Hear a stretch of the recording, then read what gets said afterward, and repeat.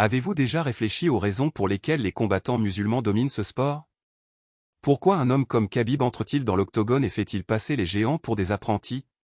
Pourquoi écrase-t-il ses adversaires comme s'ils ne méritaient même pas d'être là? Pourquoi Muhammad Ali a-t-il dansé sur le ring et obligé les champions du monde à frapper dans les airs, l'air ridicule?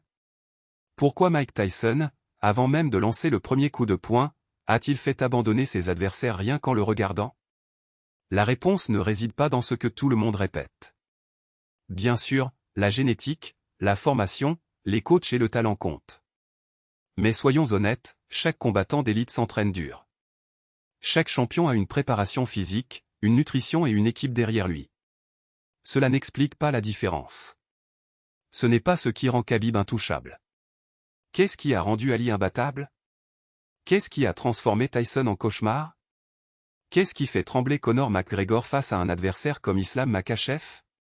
La réponse est simple, mais peu ont le courage de l'admettre, c'est la foi. La discipline. Islam. Khabib ne se battait pas pour l'argent ou la gloire. Il s'est battu pour quelque chose de plus grand que lui. Chaque fois qu'il entrait dans la cage, il portait avec lui les paroles de son père, l'honneur de sa famille, le respect de son peuplé, par-dessus tout, sa conviction. Quand vous croyez que votre vie a un but au-delà de la ceinture, au-delà des fans, au-delà du chèque de fin de mois, personne ne peut vous briser. Comment battre un homme qui n'a pas peur de perdre? Comment vaincre quelqu'un qui croit que sa force vient directement de Dieu? Là, il a tout risqué pour ses convictions. Il a refusé de combattre dans une guerre à laquelle il ne croyait pas, a affronté le gouvernement de la plus grande puissance du monde, a perdu son titre, a été banni de la boxe, humilié et est revenu plus fort, imbattable. Ce n'est pas du charisme. C'est la foi. C'est une conviction. Tyson, au fond, a toujours su qu'il ne s'agissait pas seulement de se battre. Il parlait de peur, de discipline, du besoin de quelque chose de plus grand pour apprivoiser la bête qui sommeille en lui. Tyson ne craignait personne, mais il craignait Dieu. Cette peur le maintenait sur terre et discipliné, alors que le monde autour de lui voulait le chaos. Islam Makhachev n'entre pas dans la cage en s'inquiétant de son dossier ou de son salaire. Il se bat comme quelqu'un qui sait que sa mission est écrite. Alors n'hésitez pas, ne doutez pas, ne reculez pas, priez, remerciez Dieu et avancez. C'est une force mentale à un autre niveau. Et ne pensez pas que cela s'applique uniquement aux combattants. Voir Mo Salah. Il jeûne pendant le ramadan, court comme l'éclair dans le football de haut niveau, laisse derrière lui des défenseurs bien nourris et hydratés. Quelle volonté faut-il pour sprinter à la 85e minute sans manger ni boire depuis l'aube? Ce n'est pas seulement une question de talent. C'est une croyance. C'est de la discipline. Ce qui rend ces athlètes mentalement incassables, c'est l'entraînement quotidien de l'esprit, pas seulement du corps.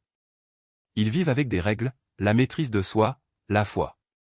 Enfants, ils apprennent que la vie est faite de sacrifices, de patience et de résistance. Lorsque cela est normal pour vous, une bagarre ne fait pas peur. C'est juste un autre défi à relever. Et quand personne ne peut vous secouer mentalement, il est presque impossible de vous battre physiquement. Chaque adversaire cherche une ouverture, un moment pour respirer, pour s'échapper. Mais ceux qui se battent pour quelque chose de plus grand ne reculent pas. Ils restent. Résister. Gagner. Voici la vérité inconfortable, la plupart des athlètes occidentaux sont fragiles. Ils ont l'air forts, rapides, ils montrent leur entraînement sur les réseaux sociaux. Mais quand la pression arrive, les fissures apparaissent. Une défaite, une blessure, et soudain, ils sont déprimés, abandonnent, pleurant en ligne à propos de leur santé mentale. Je ne minimise pas la santé mentale. Je dis que c'est le reflet d'une culture qui n'apprend pas aux gens à être forts mentalement. En Occident, tout est plus facile. Depuis qu'ils sont enfants, on leur dit qu'ils sont spéciaux, qu'ils méritent tout facilement. Quand la vie exige des sacrifices, ils ne savent pas comment s'y prendre. Les combattants musulmans n'ont pas cette possibilité. Pour eux, la discipline n'est pas une formation, c'est un mode de vie. 5 prières quotidiennes, jeûne du ramadan, contrôle des désirs, respect des parents, parole honorable. Quand cela est ancré dans votre identité, un combat de 25 minutes n'est rien. C'est juste une preuve supplémentaire. Ali n'était pas qu'un showman. C'était un homme qui a sacrifié des années de sa carrière pour un principe. Combien d'athlètes aujourd'hui risqueraient tout pour une condamnation? Tyson a vaincu la peur avec foi. Makhachev ne se bat pas pour les chiffres, mais pour le destin. Salah ne court pas pour des prix, mais pour quelque chose d'éternel. C'est la différence. Et c'est pourquoi il domine. Gagner? Ali n'était pas seulement un poète du ring, c'était un guerrier forgé dans la douleur. Et quand le corps criait d'abandonner, c'était la discipline qui murmurait, pas encore. Parce qu'Ali savait que le vrai combat n'était pas contre l'adversaire, mais contre la voix intérieure qui dit que ça suffit. Et il faisait taire cette voix chaque jour, avant même d'entrer sur le ring. L'Occident idolâtre le talent mais méprise le travail. Célèbre le don, mais ignore le sacrifice. Et c'est pourquoi tant d'athlètes brillent un instant et disparaissent dans le noir. Ils confondent potentiel et réussite, comme si le destin leur devait quelque chose. Mais l'islam n'enseigne pas cela. L'islam enseigne que le succès n'est pas un droit mais une récompense. Et la récompense ne vient qu'après le combat. Voyez la différence dans la façon dont ces hommes gèrent la défaite. Lorsqu'un athlète occidental perd, c'est toujours la faute de quelque chose d'extérieur, l'arbitre, la météo, la chance. Mais quand Khabib a perdu contre Gaeth Jowi, il a perdu un combat dans la vraie vie, pas dans l'octogone mais il n'a pas pleuré, il ne s'est pas plaint, il n'a pas pointé du doigt. Il a accepté. Il a dit que c'était un test, que Dieu avait un plan. Et puis il est revenu plus fort. Parce que pour lui, la défaite n'était pas la fin, c'était une leçon. Pendant ce temps, en Occident, la défaite est traitée comme une tragédie personnelle, comme si le monde avait conspiré contre eux. Et ce n'est pas seulement dans le sport. Regardez la vie. Combien d'hommes aujourd'hui abandonnent au premier signe de difficulté? Combien échangent leurs principes contre la commodité, la foi contre la renommée, la discipline contre le confort? L'islam ne le permet pas. Il exige de la cohérence. Cela exige que vous soyez le même homme dans la victoire et la défaite, dans la richesse et dans la pauvreté, dans la maladie et la santé. Parce que la vraie force ne réside pas dans ce que vous accomplissez, mais dans ce que vous refusez de lâcher. Ali n'a pas seulement combattu Foreman ou Frazier. Il a résisté à la tentation de vendre son âme. Khabib n'a pas seulement combattu Poirier ou McGregor. Il a lutté contre la tentation de céder à son ego. Salah ne se contente pas de poursuivre des objectifs. Il résiste à la tentation de se perdre dans la célébrité. Et c'est pourquoi il gagne. Parce que lorsque vous avez quelque chose de plus grand que vous pour lequel vous battre, même la défaite devient du carburant. L'Occident vend l'illusion que la vie devrait être facile. Ce succès est un chemin pavé, ce bonheur réside dans le fait d'éviter la douleur. Mais l'islam enseigne le contraire, que la grandeur vient de la souffrance, que la force vient de l'endurance, que la victoire est la récompense de ceux qui refusent d'abandonner. Et c'est pourquoi, lorsque le monde voit un musulman sur le ring, sur le terrain ou dans la vie, il ne voit pas seulement un athlète, il voit un homme qui a déjà gagné la bataille la plus difficile, la bataille contre lui-même. Car en fin de compte, ce n'est pas le corps qui casse en premier. C'est l'esprit. Et l'esprit entraîné à la discipline, à la foi, à un objectif, cet esprit ne se brise pas. Elle devient incassable. Et c'est pourquoi il domine. Ne recule pas. Ce n'est pas seulement une question de talent, c'est l'esprit qui ne se plie pas. Et d'où vient cette force?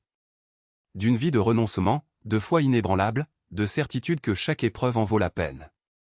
Ali a déclaré, « Je ne compte pas les redressements assis. Je ne commence à compter que lorsque ça commence à faire mal, parce que c'est là que ça compte. » C'est la discipline dans sa forme la plus pure. C'est l'islam qui enseigne la patience, l'endurance et la résilience. Regardez Tyson. Votre histoire est un avertissement et une leçon. Quand il avait de la discipline, il était imbattable. Sous commandement, sous structure, sous la crainte de Dieu, c'était une machine. Mais au moment où il a perdu cela, au moment où il est tombé dans la tentation, dans la drogue, dans les femmes, dans le chaos, son empire s'est effondré. Cela prouve une vérité simple, sans discipline, sans foi, même l'homme le plus fort peut s'effondrer. Et Tyson lui-même l'admet, la discipline, c'est faire ce que vous détestez, mais le faire comme vous l'aimez.